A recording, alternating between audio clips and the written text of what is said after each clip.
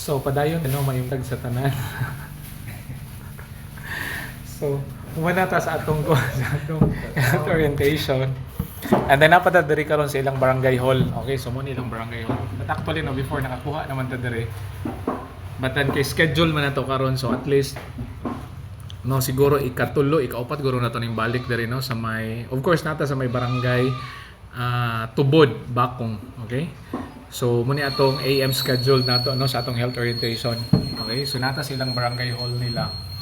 And then thank you Lord na sa atong task kaganina no, at least nahatag nato nga effective pud para nila no, and then ang atong mga audiences no is attentive pud sila. Thank you Lord kaayo no sa opportunity nga atong nahatag nila.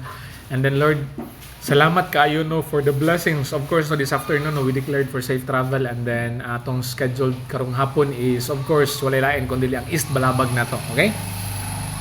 So hopefully dili lang pud mag-ulan. Tsada ang weather no kay kuan ta landong-landong.